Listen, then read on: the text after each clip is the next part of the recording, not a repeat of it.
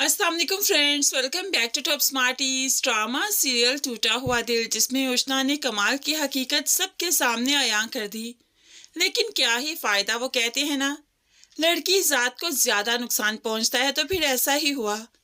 बाप जो सुबह उठकर उष्णा पर ही भड़कने लगे, तुमने तो नजर उठाकर जीने के काबिल नहीं छोड़ा। गयूर साहब के सामने कैसे मैं बात करूंगा, कैसे नजर उठाऊंगा। उनके दामाद के साथ ही तुमने चक्कर चला लिया। इतना भी नहीं सोचा कि उनके साथ हमारी रिश्तेदारी क्या है। ये कहते हुए बाप तो यहाँ से चला गया, और उष्णा जो कि ज़ारों कतार रो रही थी, तो माँ ने भी उसको बातें ही सुनाई। तुम जैसी औलाद को तो मर जाना चाहिए। माँ बाप का मुंह काला करने से पहले जो सोचती नहीं, उसको जीने का भी कोई हक नहीं। अब यहाँ पर ऐसा ही मालूम होता है कि उष्णा कुछ ऐसा ही करने वाली है। जब सबने साथ छोड़ दिया तो उष्णा भला जीकर क्या ही करेगी। दूसरी तरफ शैला भी अपने शोहर की बेवफाई की वजह से काफी तड़प रही है। शैला ये तो जानती है कि वो सदियों का ऐसा है, तो फिर आज ये तड़पना कैसा। अब यहाँ पर समीन भी शैला के कमरे में आई और बताने लगी कि ये तो सिर्फ एक पिक्चर है, और आप इस तरह से डिसहार्ट हो गई। आप जानती है ना कि उनका बहुत सी लड़कियों के साथ चक्कर रहा है। अब तो शैला चीखने लगी, दफा हो जाओ यहाँ से, चली जाओ यहाँ से, मैं तो तुम्हारी शक्ल भी देखना नहीं चाहती। समीन तो यहाँ से चली गई, लेकिन शैला फिर से रोने लगी। अब यहाँ पर कमाल साहिब जो घर छोड़कर आ गए, लेकिन उन्हें कोई ठिकाना नहीं मिल रहा। सज्जाद को भी फोन किया, लेकिन वो भी ये शहर छोड़कर हैदराबाद जा चुका है, और उसके पास जो घर था उसकी कीज भी साथ ले गया। इसीलिए कमाल साहिब के पास कोई ठिकाना नहीं, कहाँ पर रात गुजारे। तो फिर उसके शातिर दिमाग में आइडिया तो आ ही गया, इसलिए जल्द ही वो अगली सुबह घर आ गया।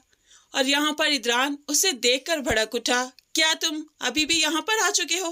तुम्हें शर्म नहीं है यहाँ तक आते हुए?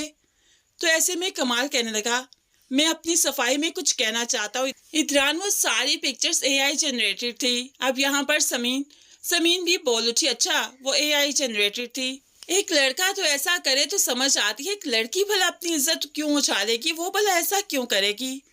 तो ऐसे में कमाल अब कहने लगा, भाभी जान, क्या आप जानती नहीं कि आप भी तो ऐसा ही कर रही हैं शोहर के होते हुए? आपने साबका मंगेतर से चक्कर चला रखा है, आपका क्या इंटरेस्ट है उसमें? अब यहाँ पर इदरान ने ये बात सुनी तो फौरन से पहले चीख उठा और उंगली के इशारे से कमाल को चुप रहने का कहा। तो कमाल भी चीख उठा, मुझे चुप करवाने से कुछ नहीं होगा। पूछिए अपनी बीवी से, क्या ये अपने साबका मंगेतर से राब्ते में नहीं? अब यहाँ पर इदरान जो एकदम से शौक तो हुआ, लेकिन फिर जब समीन की तरफ देखेगा तो समीन भला झूठ बोल पाएगी, और यही चीज अब समीन और इदरान के रिश्ते में बदगुमानी पैदा करेगी, दरार की वजह बनेगी।